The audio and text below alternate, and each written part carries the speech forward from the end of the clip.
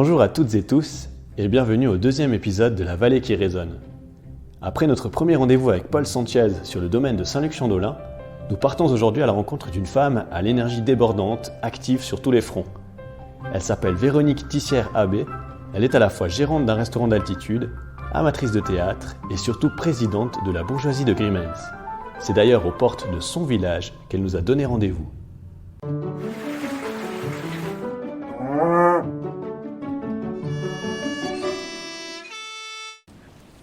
Salut Véronique. Salut Julien, Comment ça va? Bien et toi? Ouais, super bien.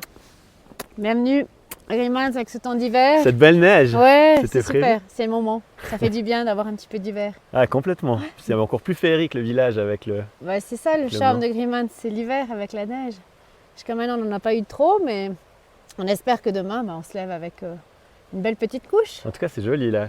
Donc tu nous accueilles devant cette scierie de Grimmens. Voilà, devant la scierie, devant le moulin, Mhm. devant la pierre.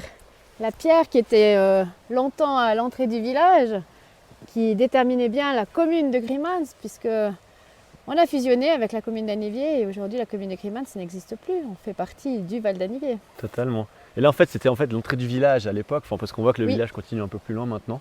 Oui, tout à fait. C'était l'entrée du village. Et puis, après les barrières, après le pont, il n'y avait pas de construction.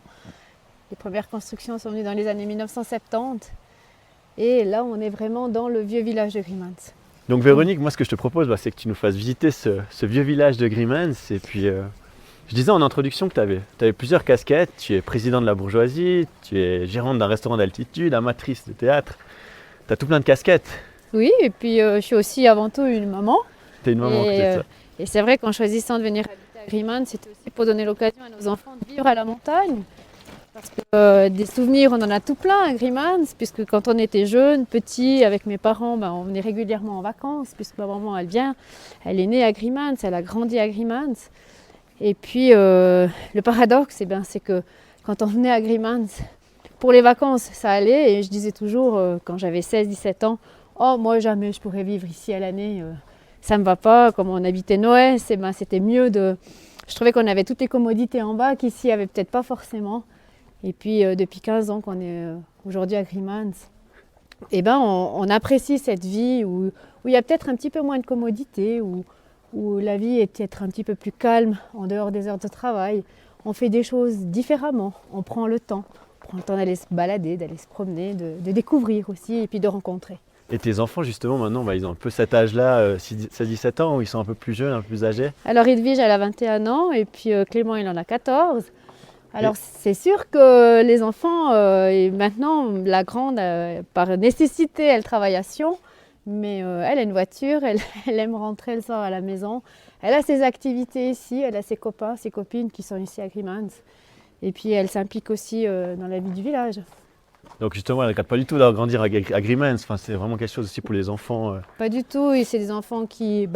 par le fait d'habiter en montagne, on devient peut-être sportif, on a un intérêt pour le sport, pour la neige, pour la montagne, qui est peut-être différent de celui qui habite en ville. Complètement. Et justement, par rapport à ces activités-là, il y a aussi un lien très fort avec le tourisme, ici en montagne. Toi, quel est ton lien avec le tourisme? Mon lien avec le tourisme, c'est mon travail, puisqu'on travaille pour les remontées mécaniques Grimmenzinal, au restaurant d'altitude de Sorbois. Et puis c'est aussi la bourgeoisie, puisque c'est un patrimoine qu'on a envie de faire découvrir à nos touristes qui viennent ici en vacances. Je crois qu'on va y aller après en plus la bourgeoisie, donc on aura le temps d'en discuter. Oui, c'est presque dommage de venir à Grimmens et de ne pas découvrir la bourgeoisie. Là pour ça qu'on va y aller d'ailleurs, on se réjouit. Par rapport justement à ces activités-là, tu vois toujours une différence entre la haute saison, la basse saison, ou bien vous avez maintenant quand même une activité qui est assez constante au restaurant? Alors au restaurant, c'est sûr que on a eu la chance aussi d'avoir le Magic Pass qui a amené un petit peu plus de monde sur les pistes de ski, qui a redonné le goût aux gens de faire du ski. Et puis on sent quand même qu'on a des gens qui viennent en vacances et puis qui ont un intérêt aussi pour visiter le patrimoine, pour découvrir un village. Et tu as des gens qui reviennent chaque année, qui vont skier, qui redécouvrent encore la bourgeoisie plusieurs fois? Ah oui, on a des gens qui ont envie, qui ont même pris goût à inviter leurs amis, à nous demander au restaurant de préparer le repas de faire la visite de la maison bourgeoisiale, puis après de convier leurs amis dans la salle bourgeoisiale pour déguster une raclette. Excellent. Et tout ça avec toi en fait.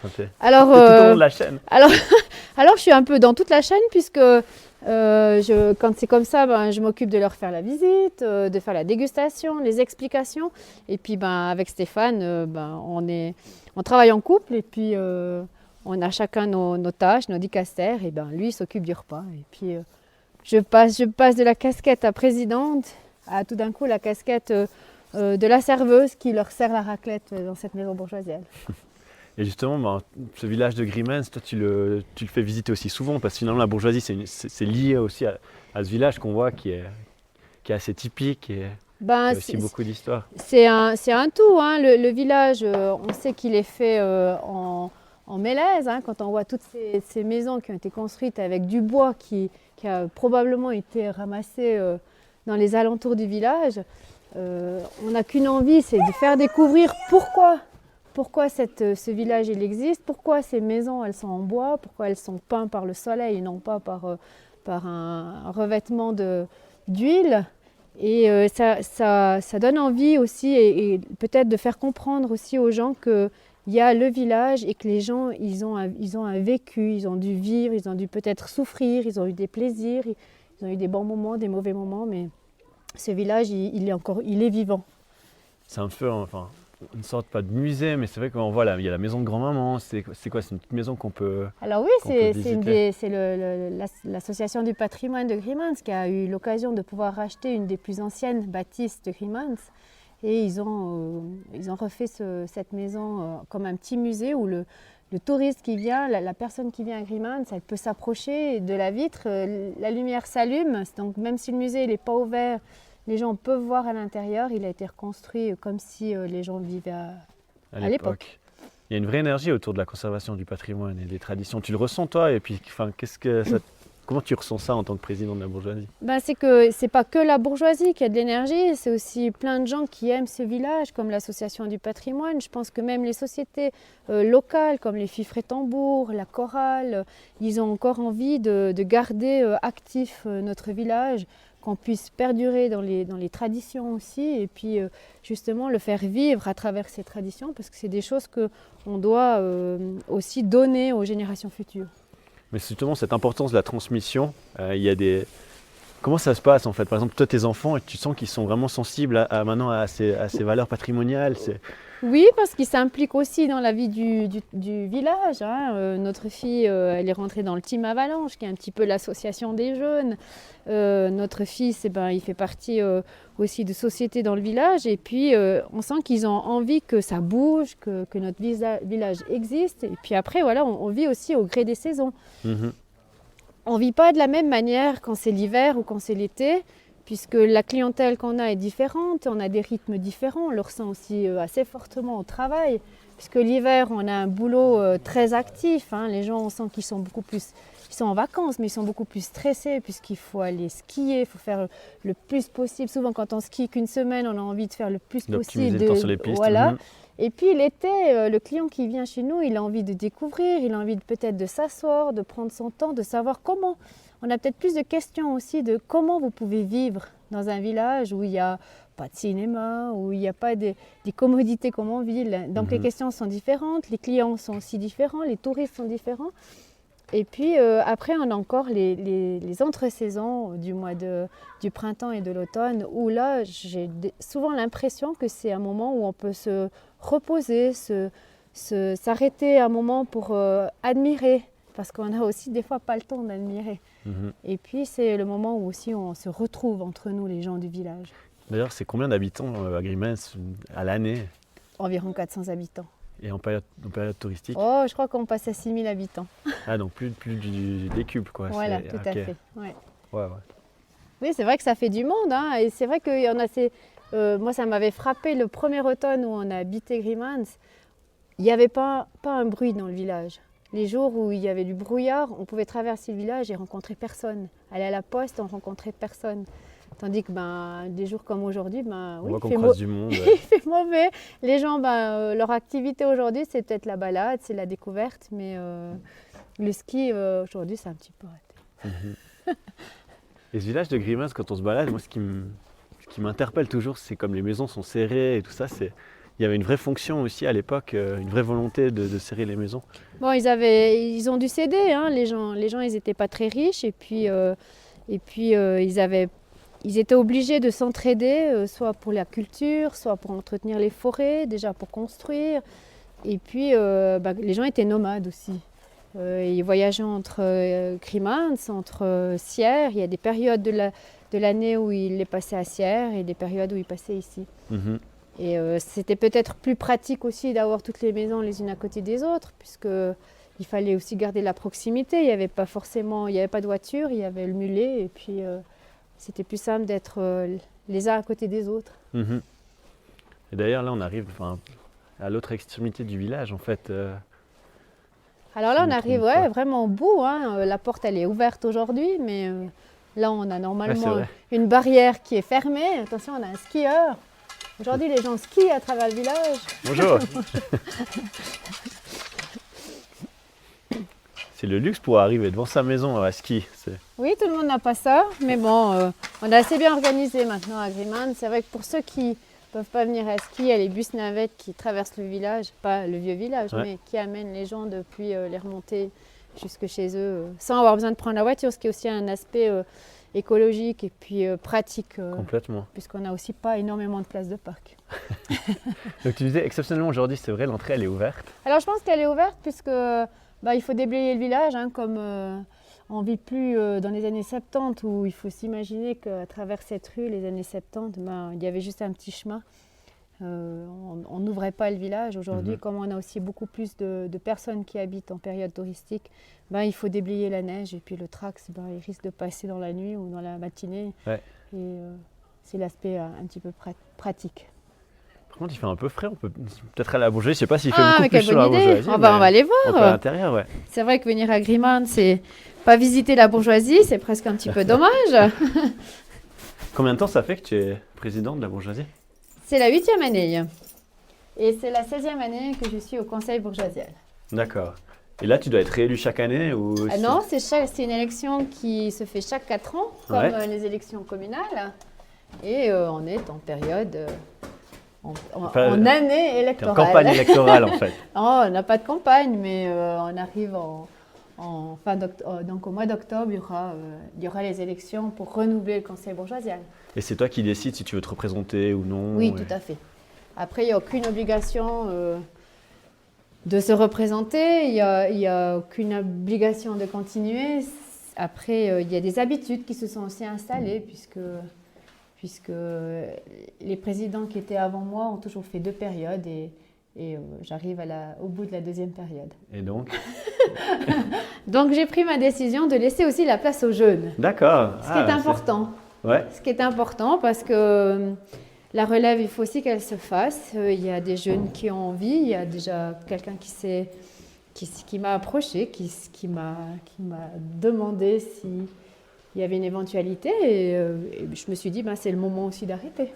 Et ça correspond à ce que tu disais avant de la transmission, en fait.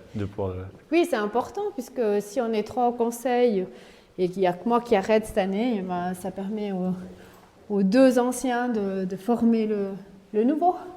Donc toi, tu ne resteras pas au conseil non plus, c'est vraiment Oui, j'arrête. T'arrêtes, ok. C'était pas facile comme décision, merci. Oui, c'est vrai que l'engagement, il a été total pendant ces 16 ans. C'est un investissement, ça n'a jamais été une contrainte. C'est encore pas aujourd'hui une contrainte. C'est avec plaisir que je reçois. C'est avec plaisir que je viens dans ce bâtiment parce que je sens qu'il y a toute une atmosphère qui me ressource quand je viens ici. Ouais, je ressens un peu la même chose, je dois t'avouer. Mais je vais quand même vous faire visiter volontiers. Parce qu'il faut. Après, voilà, on a des petites cachettes. Il faut fermer les yeux parce qu'on a des petites cachettes. On cache les clés. On regarde pas. Peut-être qu'après moi, ils vont changer. Voilà. Alors là, on passe juste au détour. Là, on passe devant les marques de famille, puisque les gens, ils vivaient ensemble. Ils faisaient beaucoup de choses entre eux. La bourgeoisie, au départ, c'était quand même un rassemblement des gens du village qui ont mis en commun leurs idées, leurs outils pour le village. Alors quand ils prêtaient des outils, si c'était Joseph Antonier, il faisait ce sigle-là sur le marteau, sur la pioche qu'il prêtait. Comme ça, ils savaient à qui appartenaient les outils. Si je vois bien le signe, c'était par Jean Voardou. Tout à fait, c'est Jean Voardou, notre ancien caviste qui malheureusement nous a quittés la semaine dernière, mais il nous a laissé beaucoup en héritage puisqu'il avait tout un savoir. Durant de nombreuses années, il a été caviste de notre bourgeoisie, il a fait la visite commentée du village. C'était un petit peu notre star à Grimans. Moi, je pense qu'il est toujours un petit peu là. Ouais, on sent que cette maison elle est encore habitée par lui et encore aujourd'hui quand je viens, ça m'arrive de venir allumer le pierrelaire pour des groupes, et c'est à lui que je pense quand je viens au milieu de la nuit pour remettre du bois au feu, parce qu'il l'a fait souvent. Voilà. C'est vrai que c'était quelqu'un d'important, c'était quelqu'un qui nous a laissé aussi un grand savoir. On a eu de la chance que sa petite fille, qui a fait des études en lettres, elle l'a suivi, elle a répertorié un petit peu tout ce qu'il connaissait, et puis elle en a écrit un livre, et ça nous laisse une belle trace mémoire. écrite en Voilà, fait de lui.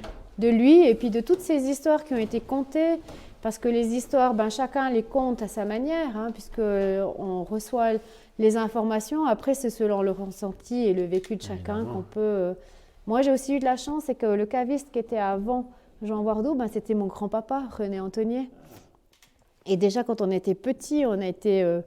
Aujourd'hui, on pourrait employer le mot formaté, mais on a été initiés à la bourgeoisie parce que on a vécu les dimanches où ma grand-maman elle attendait à midi que grand-papa rentre pour dîner parce qu'il était avec un groupe à la bourgeoisie, puis que ça traînait parce qu'il y avait de l'ambiance et puis qu'ils ont commencé à boire un verre. Mais on a toujours eu ce respect des traditions parce qu'on nous a dit depuis petit à quoi servaient les chânes, à quoi servait ce bâtiment, qu'est-ce qu'était la bourgeoisie, l'érogation, et on a vécu avec ça. Donc on est dans cette salle avec toutes ces chânes. Enfin, quel est le rôle de ces chânes en fait?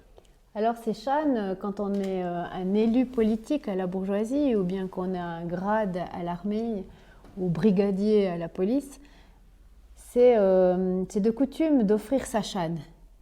Donc, lorsque j'ai été élue conseillère bourgeoisiale, c'était une des premières choses que j'ai dû faire, c'était commander ma châne avec l'inscription de mon nom, mon prénom, de la fonction, de l'année où on rentre en fonction. Et puis, si on n'offre pas cette châne, on n'a pas la possibilité de pouvoir s'asseoir à la table des autorités, puisque dans cette salle, on ne s'assied pas où on veut. Tu me diras où je dois m'asseoir alors. Je n'ai pas osé m'asseoir encore, tu vois. Alors, je vais t'expliquer un petit peu les tables. Donc ici, on est devant la table des autorités, c'est la plus longue.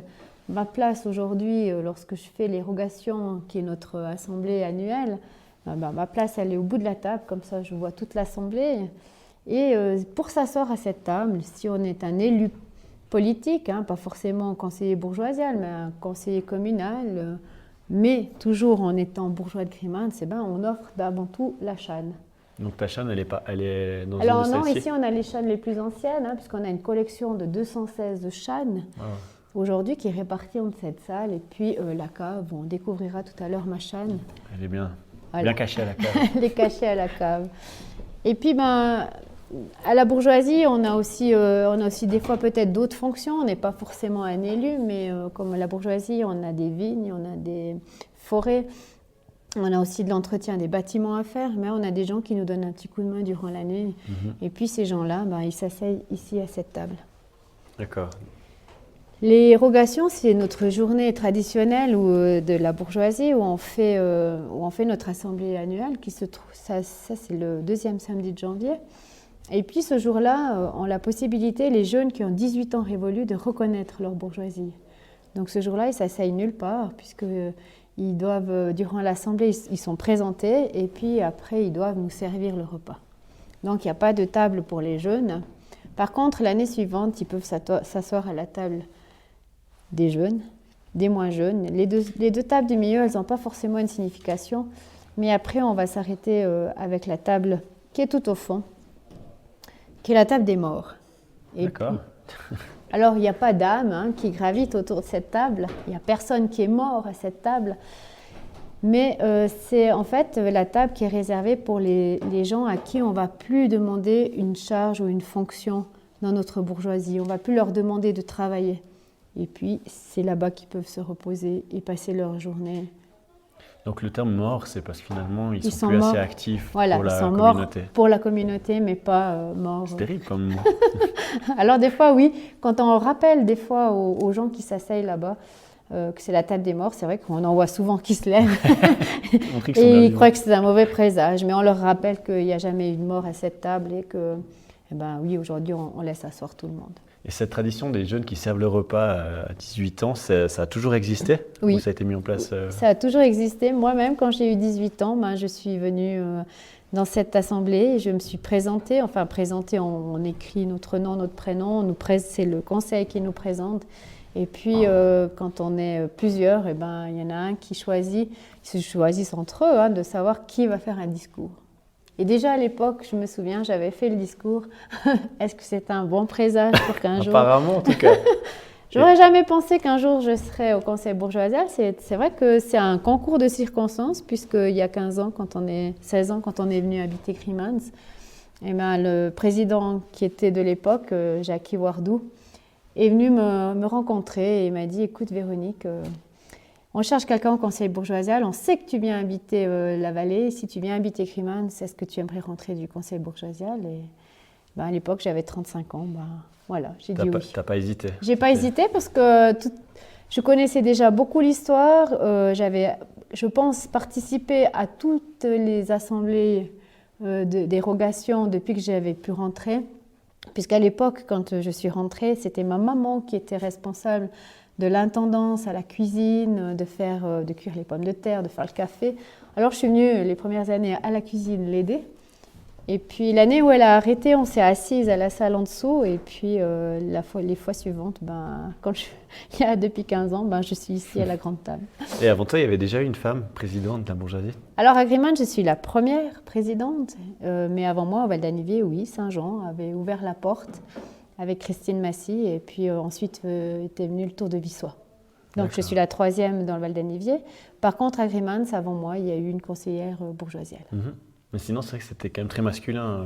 C'est un monde d'hommes, c'est un monde réservé vraiment aux hommes. Et c'est vrai que quand j'ai été élue, les hommes m'ont regardé peut-être avec un peu de distance en se disant « mais elle, c'est une femme, est-ce qu'elle va tout chambouler ?» Et puis non, ce n'était pas du tout mon intention. Déjà, mon envie, c'était de m'imprégner de ce monde, encore plus, puisque j'arrivais au conseil bourgeoisial. Et puis quand j'ai été élue présidente, il faut aussi dire que c'était tacitement, donc il n'y a pas eu de bagarre. Mm-hmm. Et puis c'est preuve que les hommes avaient peut-être envie de changer et d'accueillir une dame à la présidence. Le contact s'est toujours très bien fait avec les hommes. C'est vrai qu'il n'y a jamais eu... On dit toujours qu'à Grimans, les gens sont un peu piquants quand ils parlent. Mais de ce côté-là, j'ai jamais eu de petites remarques, de petites anecdotes que je pourrais raconter qui m'auraient blessée ou quoi que ce soit. Non, je pense que j'ai toujours été bien acceptée. Et pour toi, c'était pas une pression d'occuper ce poste-là? Non, parce que j'avais envie justement pour sauvegarder ce patrimoine et puis de pouvoir... c'est aussi notre rôle et puis je pense d'être à la présidence, c'était de pouvoir transmettre le patrimoine aux générations futures. On voit aussi que les touristes sont très intéressés par la visite de la bourgeoisie et ce qu'on va faire après avec le vin des glaciers. Tu vois qu'il y a aussi un impact pour toute la vallée, en fait, pas uniquement au Grimans, mais finalement pour tout le Val-d'Anivier. C'est un impact pour tout le Val-d'Anivier parce que aussi toutes les bourgeoisies aujourd'hui elles s'y sont mises, toutes les bourgeoisies s'ouvrent, toutes les bourgeoisies se visitent et puis je trouve que c'est bien parce que finalement on est 6 bourgeoisies en Anivier et puis on a tous des façons de fonctionner qui sont différentes. Et c'est bien de pouvoir apprendre de chacun. Vous avez des contacts entre vous réguliers? Alors oui, on s'entend très bien les conseils bourgeoisie au Danivier et une fois par année on se rencontre, on fait un tournus et l'année prochaine, sauf erreur, ça doit être à Grimans. Ok. Moi je te propose, peut-être qu'on peut gentiment descendre à la cave. C'est le moment que les touristes en tout cas se réjouissent le plus et puis même pas que les touristes, même les gens d'ici qui ont l'habitude du vin des glaciers, bien que des fois j'en ai qui en arrivant me disent « Ah non, on va pas boire ça, c'est pas bon ». Et quand je leur ai expliqué l'histoire, j'ai eu une fois une dame qui, au bout d'un moment, me dit je m'excuse de ce que j'ai dit en arrivant, j'en boirai bien un deuxième verre. Parce que tout ce que vous m'avez expliqué, ça me donne... Je comprends mieux l'histoire et je comprends mieux ce que je bois. Pour tout avouer, on est monté en carte postale avant. Et puis, bon, on avait des connaissances en discutant avec eux. On a dit on va visiter la bourgeoisie, déguster le vin des glaciers. Moi, je le connais. Et en fait, la réponse de la personne, c'était ah, bah, alors bon courage. Mais bah, c'est clair que, voilà, on va en parler après. Je crois que si on n'est pas imprégné de l'histoire, on ne peut pas l'apprécier. Voilà. Mais c'est vrai qu'avant tout, non, je me garde ça pour après. Ça marche. Attends, je vais peut-être fermer. Ouais, ferme seulement la porte.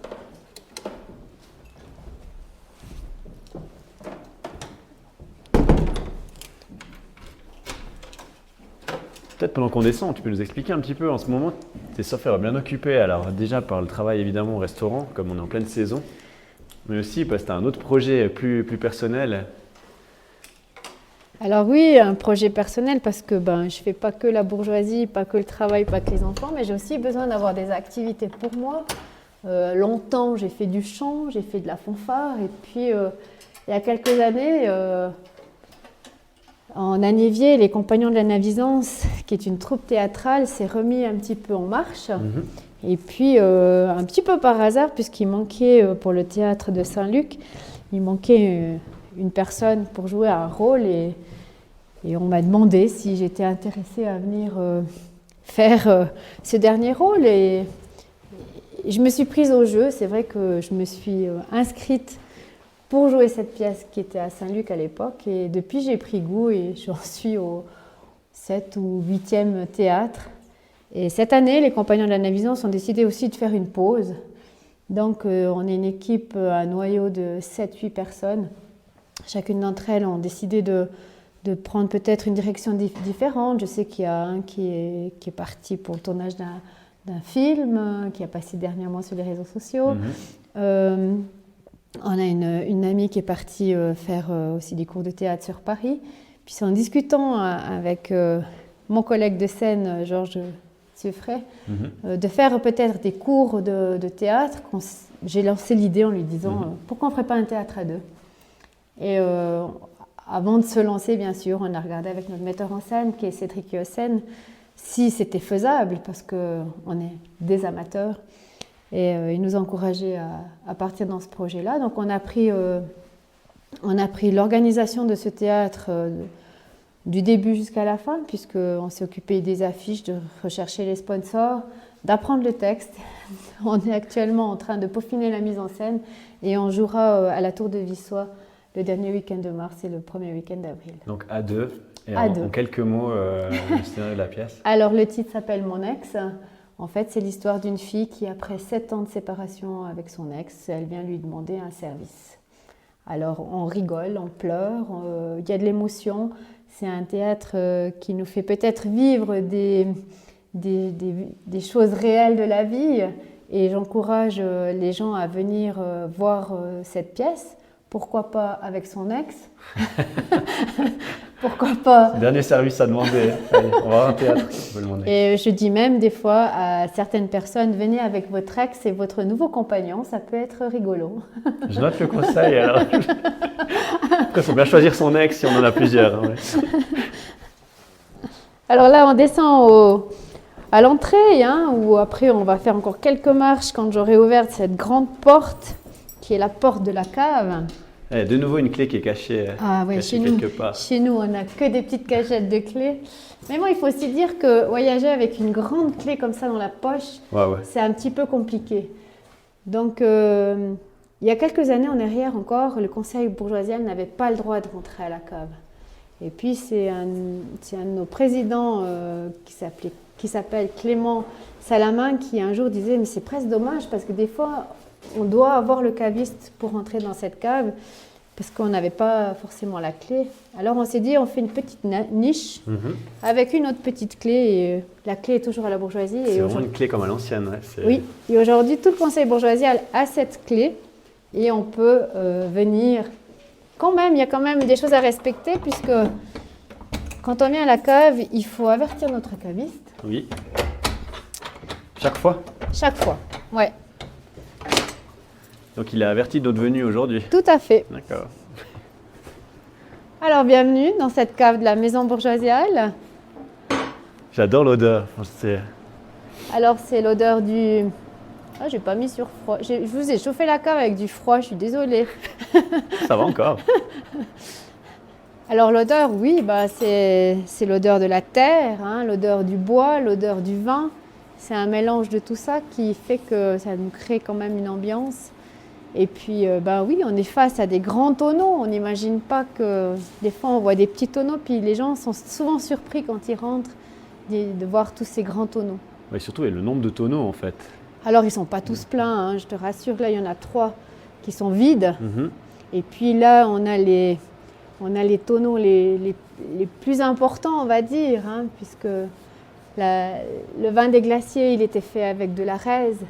La raise, un vieux plant valaisan qui a disparu dans les années 1912-1915, suite au phylloxéra dans la vigne. Mais la raise, elle avait suffisamment d'acidité pour permettre une conservation au fût. Ouais. Et c'est pour ça que le vin des glaciers était fait avec de la raise. Suite au phylloxéra dans nos vignes, le vin, on a continué à faire du vin des glaciers avec de l'Hermitage qui a aussi assez d'acidité qui permet une conservation au fût.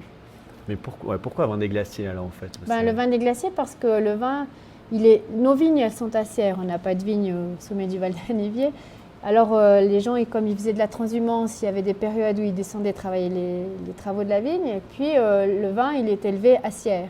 Et quand le vin est prêt, on le monte. Avant, on le montait à dos de mulet. Aujourd'hui, on le monte dans des cuves. Et puis, on le met dans nos tonneaux. Mais à l'époque, les glaciers étaient beaucoup plus près du village. C'est pour ça que... Porte le nom de vin des glaciers. Voilà. Et pour faire du vin des glaciers, il faut qu'il soit élevé à plus de 1200 mètres d'altitude. C'est environ l'altitude de Vissois. Il faut qu'il soit élevé plus de 20 ans dans un fût de mélèze. Et puis, qu'il soit bu au guillon. Le guillon, c'est ce petit robinet qu'on a mis en hauteur. Pourquoi on l'a mis en hauteur? C'est pour ne pas en boire trop. Parce que si on en boit trop, on va trop le rajeunir. Et puis on pourra... donc ça fait office de limite. Ça fait office de limite. Alors je te promets qu'en 16 ans de conseil bourgeoisial, je n'ai jamais atteint la limite. Alors c'est des tonneaux qui ont environ une contenance de 1000 litres. Wow. Qu'on remplit une fois par année. Et pour remplir, on doit adopter un principe bien défini. Ça veut dire que là, on est devant le tonneau de 1000 où le vin est de 1886 et c'est le tonneau de l'évêque. Et ce vin, on n'en boit pas beaucoup parce que c'est le tonneau qui appartient à Monseigneur et on n'en boit que quand l'évêque de Sion vient à Grimans. Alors avant, il venait beaucoup parce qu'il y avait les confirmations. Aujourd'hui, on est 6 anciennes communes qui avons fusionné, mais on a toujours des conseils de communauté et des paroisses. Et ça veut dire qu'on fait un tournus. Et quand l'évêque vient à Grimans, on a le privilège de pouvoir en boire à ce tonneau et d'être servi par l'évêque. Donc c'est quand même assez rare. On a de la chance, c'est qu'au mois de mai, il y aura la confirmation à Grimans et on va pouvoir ouvrir cette grande porte qui donne sur la rue. On annoncera à l'église avant que les gens sont conviés à venir dans la rue. On va leur servir un premier verre. Et les autorités viendront dans la cave, l'évêque va servir les autorités. Quand on sera tous servis, on invitera les gens à venir déguster ce vin au tonneau. Et là, ça prend combien de litres Alors, on remplit chaque année, c'est entre 17 et 30 litres, ça dépend si l'évêque passe par Grimans, mais on est toujours dans une moyenne de 15 à 20 litres. Puisqu'il y a une évaporation naturelle qui se fait dans ces tonneaux, et ces tonneaux sont en mélèze et le bois a besoin de boire pour rester étanche. Donc 15 à 20 litres chaque fois en moins dans ce tonneau par année. Par année. Et on le remplit une fois par année avec du vin qui se trouve dans le tonneau qui est ici, qui est de 1888.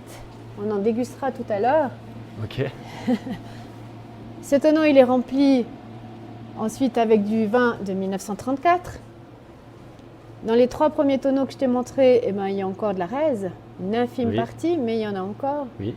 Et ensuite, on a, comme le phylloxéra a contaminé nos plants de raise, on a un tonneau de 900 litres d'Hermitage.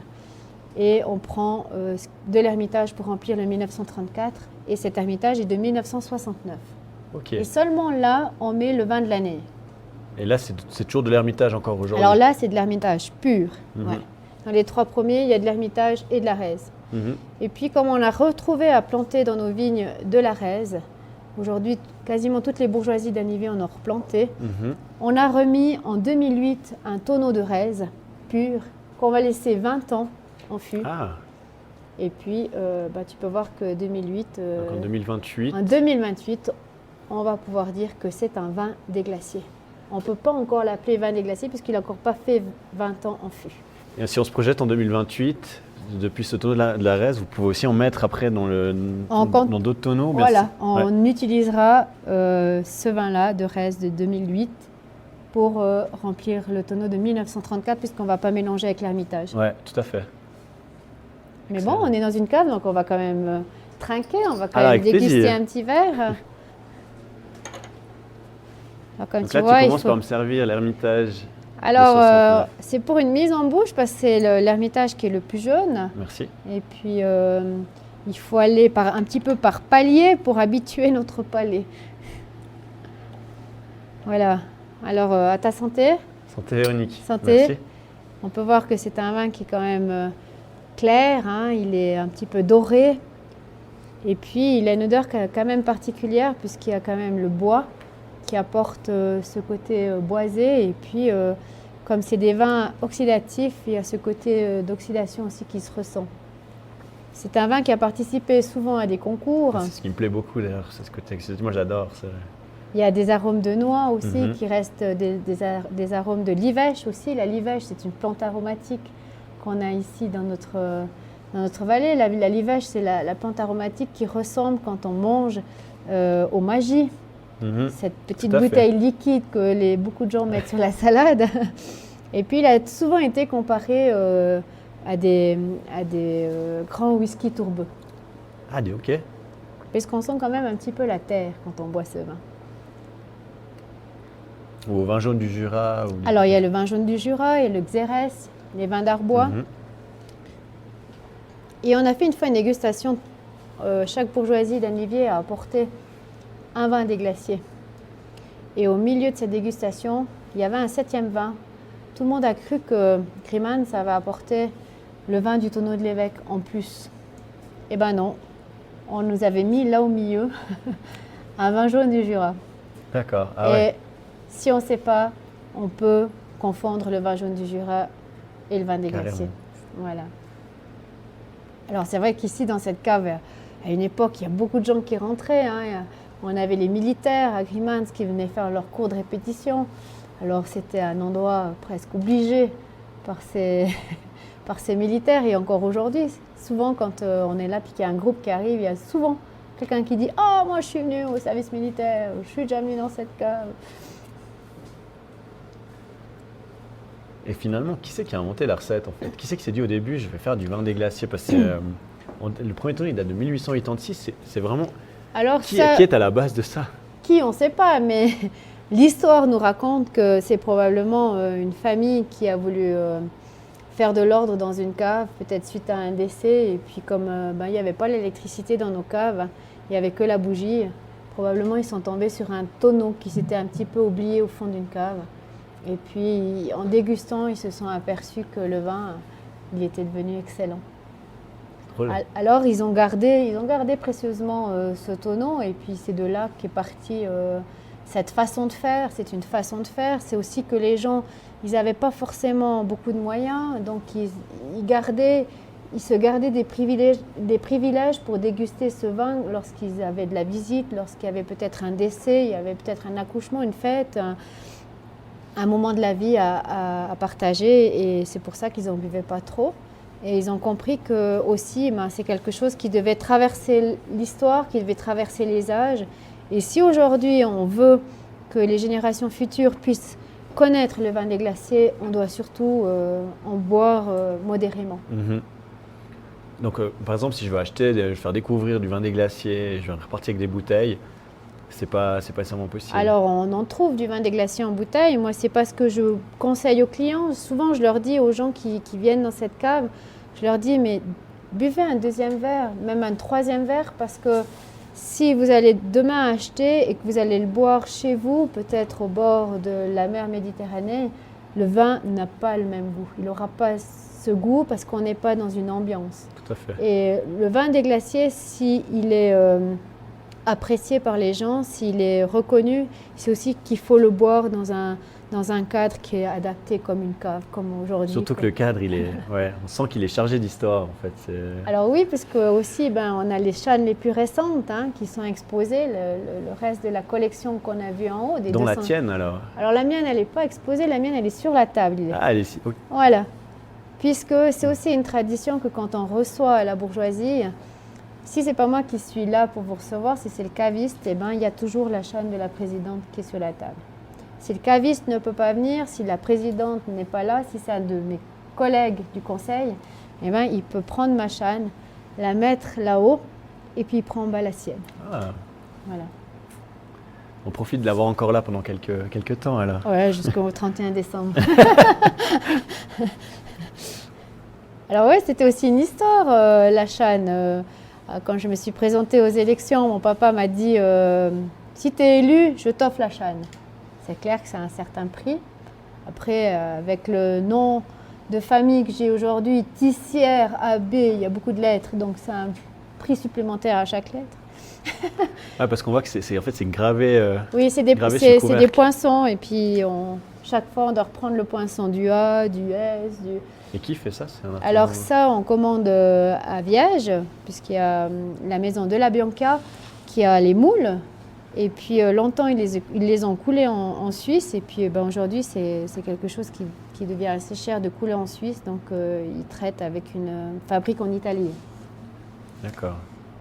Et puis à la même période, mon frère s'est présenté comme vice-juge à la commune de Grimans.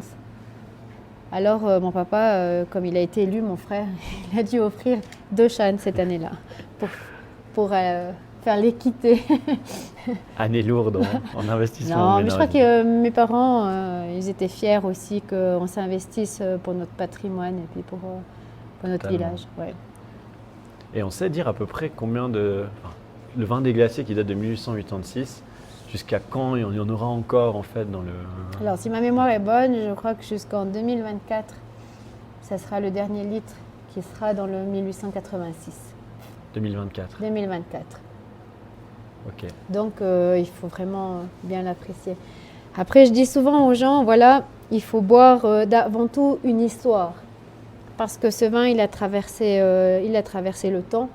Et on boit surtout une histoire. Et quand les gens ont leur verre, je leur dis, buvez la première gorgée pour vous libérer l'esprit. Parce que c'est un vin qu'on n'a pas l'habitude de boire. Et puis, prenez la deuxième gorgée pour l'apprécier. Et si vous aimez, vous servez volontiers un deuxième verre. Alors on va le faire. On va pas prendre un deuxième verre de 69, mais on va prendre un verre de 1888. Avec plaisir. Tu verras que la couleur, elle est déjà un petit peu plus dorée, que les arômes sont aussi... largement. Ah oui, c'est... On sent que c'est un vin qui a passé un petit peu plus de temps.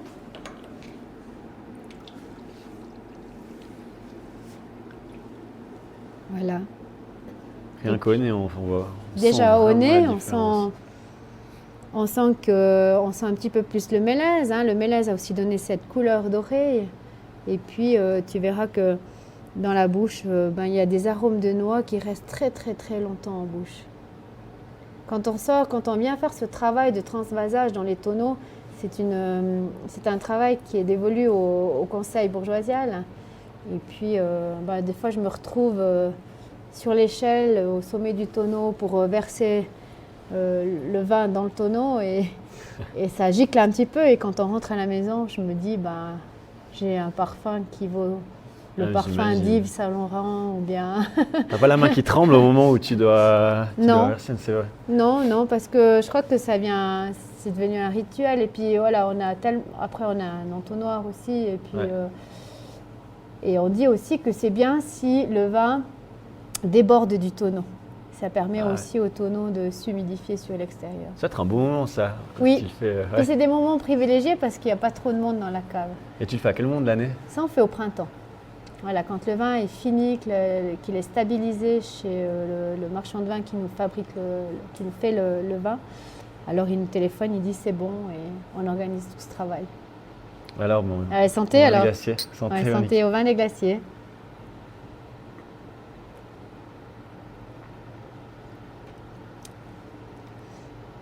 C'est un vin particulier qu'on n'a pas l'habitude de boire.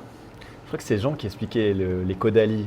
Il disait on peut calculer le nombre de secondes. Oui, les Caudalie, c'est qu'on a énormément de journalistes qui viennent pour faire des reportages dans notre cave, des connaisseurs en vin qui viennent pour déguster. Et une fois, on a eu un monsieur qui a bu la première gorgée et qui s'est tu. Il ne l'a pas avalé, il était là, il ne disait plus rien.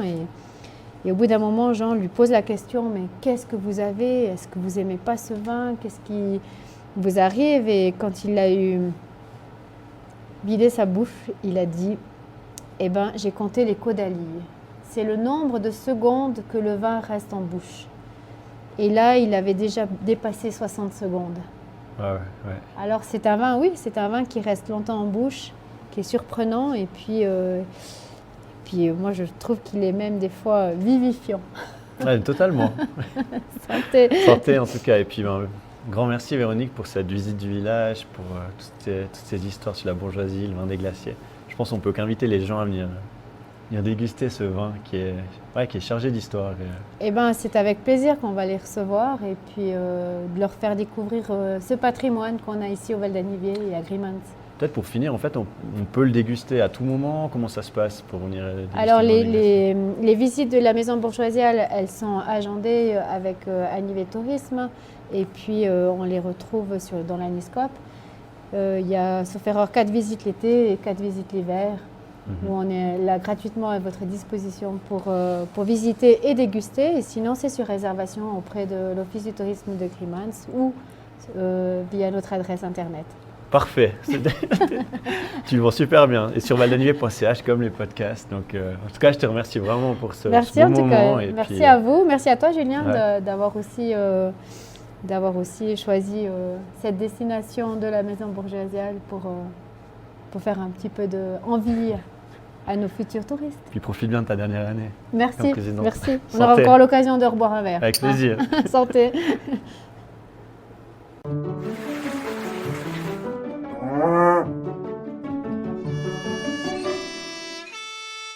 Et pendant qu'on termine d'apprécier ce vin des glaciers et toute son histoire, j'en profite pour vous remercier d'avoir écouté ce deuxième podcast consacré au Val d'Anivier. On revient le mois prochain pour un nouvel épisode sur l'un des habitants de la vallée. Et si vous avez aimé ce podcast, alors partagez-le sans plus tarder et parlez-en autour de vous. À tout bientôt dans la vallée qui résonne.